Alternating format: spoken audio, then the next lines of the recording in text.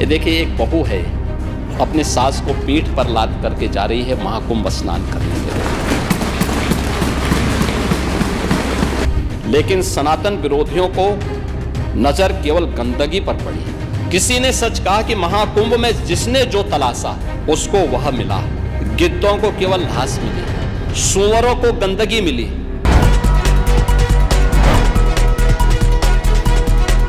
एक सज्जन ने इस बात को कहा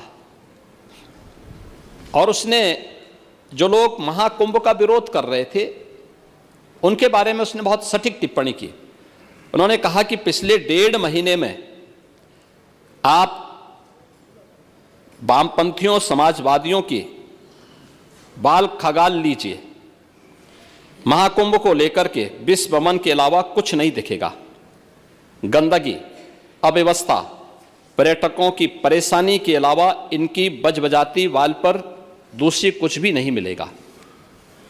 लेकिन इन सब से इतर धरातल पर इनकी बजबजाती विचारधारा का कोई असर नहीं है। हज के दौरान अव्यवस्था से होने वाली सैकड़ों मौतों पर चुप्पी साध जाने वाले भारत के वामपंथी सेकुलर स्कॉलर महाकुंभ की भव्यता पर उल्टी करते नजर आए हैं। हर बार इनकी कोशिश महाकुंभ को बदनाम करने और फेल करने की रही, लेकिन ऐसे तमाम लोगों की मंशा को दरकिनार करते हुए करोड़ों लोगों ने आस्था की डुबकी लगा करके इनके जले पर नमक छिड़कने का ही काम किया है। उन्होंने आगे लिखा है कि महाकुंभ के दौरान दुखद हादसा हुआ, इसके बाद भी आस्था और विश्वास तमाम परेशानियों पर भारी पड़ी। तीर्थयात्री समस्त परेशानियों और मुश्किलों का पहाड़ चढ़कर भी प्रयागराज महाकुंभ पहुंचे, वहां से स्नान कर खुशी खुशी वापस लौटे। रिश्तों के जटिल समीकरण का परिभाषा गढ़ता महाकुंभ अब समारोह की ओर है।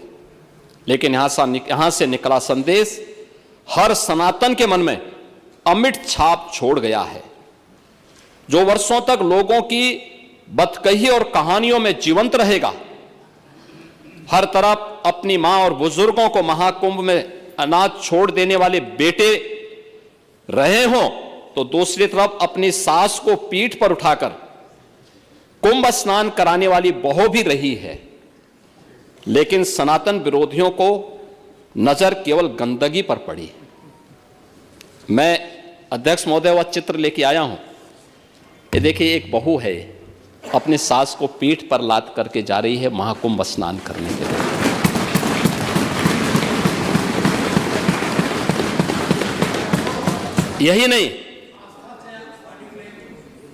यही नहीं, आगे एक और बात कहते हैं। किसी ने सच कहा कि महाकुंभ में जिसने जो तलाशा उसको वह मिला। गिद्धों को केवल घास मिली, सूअरों को गंदगी मिली,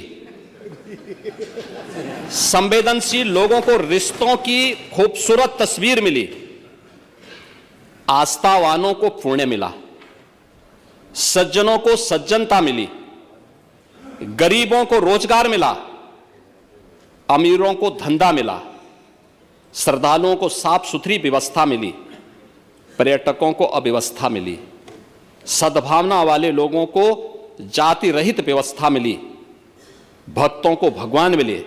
मतलब सबने अपने स्वभाव और चरित्र के अनुसार चीजों को देखा है। एक ही घाट पर सभी जातीय वर्ग के तीर्थयात्री स्नानार्थी बिना किसी भेदभाव के नहाते रहे। सनातन की सुंदरता आखिर समाजवादी और वामपंथियों को कैसे नजर आएगी? लेकिन इनके द्वारा लगातार किए जाने वाले प्रश्न इनकी नियत को ही संदेह के दायरे में खड़ी करती है।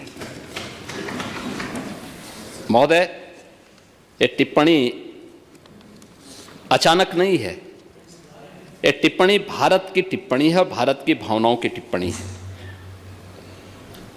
और जो स्वयं कुछ कर नहीं सकते थे, जिन लोगों ने अपने समय में इस पूरे आयोजन को अव्यवस्था और भ्रष्टाचार का शिकार बनाया था, आज वे महाकुंभ पर इस प्रकार की टिप्पणी करके भारत की भावनाओं के साथ ही खिलवाड़ करने का काम कर रहे हैं।